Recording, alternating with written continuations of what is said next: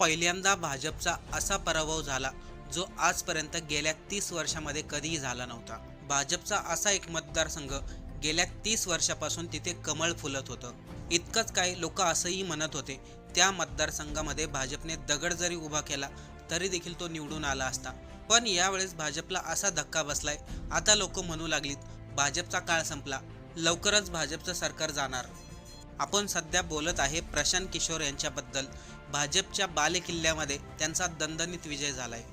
पण यामध्ये सर्वात रोमांचक गोष्ट म्हणजे प्रशांत किशोर यांचा विजय कसा झाला हे ऐकल्यानंतर आपल्यालाही समजेल भाजपचं आणि पंतप्रधान मोदी यांचं महत्त्व आता लोकांच्या मनामधून कमी होत चाललंय। तर चला वेळ वाया न घालता व्हिडिओला सुरुवात करूया। या व्हिडिओमधील प्रत्येक एक मुद्दा महत्त्वाचा आहे, त्यामुळे सर्वांनी लक्ष देऊन ऐका। 3 ऑगस्ट रोजी निवडणुकाचा निकाल जाहीर झाला।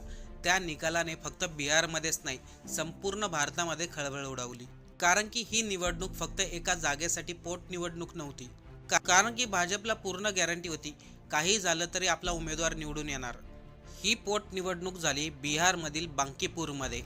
गेल्या 30 वर्षापासून त्या ठिकाणी भाजपचा उमेदवार निवडून येत होता आणि सर्वांना याची जाणीव झाली होती बांकीपूर म्हणजे भाजपचा बालेकिल्ला। त्या बालेकिल्ल्यात भाजपला पराभव करणं अशक्य आहे। आता या ठिकाणी बघा, भाजपने कोणाला उमेदवारी दिली होती? नितीन नवीन सलग 4 वेळेस आमदार म्हणून निवडून आले होते, त्यांना भाजपने उमेदवारी दिली। तर दुसरीकडे होते जनसूरज पक्षाचे प्रमुख प्रशांत किशोर, थोडक्यात त्यांना लोक पीके देखील म्हणतात। पण आपल्यासाठी या गोष्टी महत्त्वाच्या नाहीयेत। प्रशांत किशोरने भाजपच्या उमेदवाराचा कसा पराभव केला ते महत्त्वाचं आहे। आता सर्वांनी लक्ष देऊन ऐका। 30 जुलैला मतदान झालं।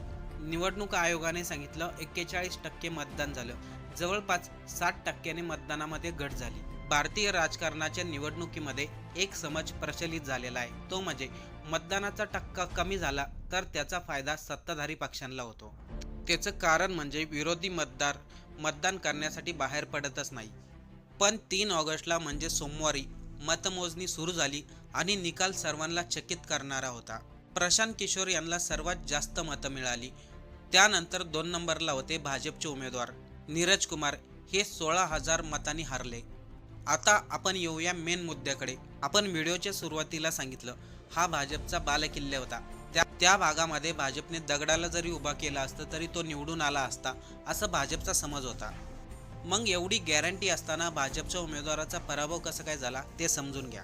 पीके म्हणजे प्रशांत किशोर यांच्यासाठी हा विजय अत्यंत महत्त्वाचा मानला जातो। कारण की अवघ्या काही महिन्यापूर्वीच बिहारमध्ये विधानसभा झाल्या होत्या। त्या विधानसभेच्या निवडणुकामध्ये प्रशांत किशोर यांनी आपला पक्ष निवडणुकामध्ये उतरवला होता।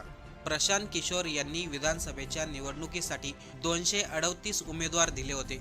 पक्षाची अवस्था इतकी वाईट होती, 238 उमेदवाराचं डिपॉझिट जप्त झालं होतं, म्हणजे बिहारच्या जनतेने त्यांना पूर्णपणे नाकारलं होतं। यानंतर प्रशांत किशोर यांच्यावरती जोरदार टीका झाली, कारण की काही काळा अगोदर हेच प्रशांत किशोर भाजपसाठी काम करत होते। भाजपला अनेक निवडणुकांमध्ये विजय मिळवून देण्यामध्ये त्यांचा मोठा हात होता। मग अशा परिस्थितीमध्ये प्रशांत किशोर यांचा पराभव झाला, तेही 238 उमेदवारांचं डिपॉझिट जप्त झालं। त्यामुळे त्यांच्यावरती लोकांनी प्रचंड टीका केल्या। राजकारण वेगळं असतं, राजकारणाची रणनीती करणं वेगळं असतं, असं देखील त्यांना बोललं गेलं। आता पीके यांचा विजय होण्याचं मुख्य कारण आहे का? आपल्याला सर्वांनाच माहिती आहे, देशामध्ये आता दिल्ली जंतर मंतरवरती मोठं आंदोलन झालं होतं। त्यानंतर भाजप पक्षावरती अनेक लोकांनी टीका केली। पंतप्रधान मोदी असो, अमित शहा असो, सर्वांवरती टीका झाली। लोकांच्या मनामध्ये भाजपबद्दलची आस्था होती ती कमी झाली। दुसरं कारण म्हणजे आपल्यातील बऱ्याचशा लोकांना हे ठाऊक असेल, बिहारचे मुख्यमंत्री नितीश कुमार आहेत, पण गेल्या काही दिवसा अगोदरच त्यांनी आपल्या मुख्यमंत्री पदाचा राजीनामा दिला। त्यांच्यामध्ये सांगण्यात येते मोठी डील झाली होती, त्याऐवजी भाजपच्या उमेदवाराला मुख्यमंत्री करण्यात आलं। सम्राट चौधरी हे मुख्यमंत्री झाले। त्यामुळे आता बिहारच्या बांकीपूरमध्ये झालेली निवडणूक ही फक्त एका जागेची निवडणूक नव्हती, तर मुख्यमंत्र्यांच्या नेतृत्वाची गोष्ट होती। त्यामुळे काही करून भाजपला हा मतदारसंघ जिंकायचा होता, पण तिथे त्यांचा पराभव झाला। आता याचं दुसरं कारण आहे का? आपण पहिलं कारण सांगितलं विद्यार्थ्यांचं आंदोलन आणि भाजपवरती त्याचा झालेला परिणाम। या पोटनिवडणुकीमध्ये भाजपने सुरुवातीला अभिषेक कुमार सिन्हा उर्फ बंटी यांना उमेदवारी दिली होती। अभिषेक सिन्हा हे केवळ स्थानिक कार्यकर्ते नव्हते, तर ते भाजपचे राष्ट्रीय अध्यक्ष नितीन नवीन यांचे अत्यंत विश्वासू आणि जवळचे व्यक्ती मानले जात होते. अभिषेक सिन्हा यांनी अनेक वर्षापासून नितीन नवीन यांच्या निवडणुकामध्ये बूथ कॅप्चर करणं, निवडणुकाची रणनीती आखणं या सर्व त्या गोष्टी करत होत्या. त्यामुळे अभिषेक सिन्हांना उमेदवारी मिळाली. पण अचानक भाजपचे उमेदवार अभिषेक सिन्हा यांनी माघार घेतली. माघार घेताना सांगितलं, कौटुंबिक वादामुळे मी माघार घेत आहे. पण खरं कारण होतं, अभिषेक सिन्हा यांनी निवडणूक आयोगाला खोटी माहिती दिली, असं राजकीय विश्लेषक म्हणतात. याच गोष्टीचा फायदा प्रशांत किशोर यांनी घेतला. त्यांनी आपल्या प्रचारादरम्यान सांगितलं, बघा भाजपचे कसे उमेदवार आहेत, खोटी माहिती सांगतात आणि त्या आधारावरती निवडणूक लढवतात. या गोष्टीचा परिणाम बिहारच्या जनतेवरती झाला. मग काय, भाजपने त्या जागेवरती नीरज कुमार यांना उमेदवारी दिली. नीरज कुमार देखील भाजप पक्षातील अनुभवी नेते. बिहारमधील मुख्यमंत्र्यापासून भाजपच्या राष्ट्रीय अध्यक्षापर्यंत सर्वांनी भाजपच्या उमेदवाराचा प्रचार केला. पण प्रत्यक्षामध्ये निकाल लागला आणि चित्र पूर्ण बदललं. गेल्या 30 वर्षात भाजपचा कधीही त्या ठिकाणी पराभव झाला नाही. त्या ठिकाणी पहिल्यांदाच त्यांचा पराभव झाला आणि प्रशांत किशोर यांचा विजय झाला.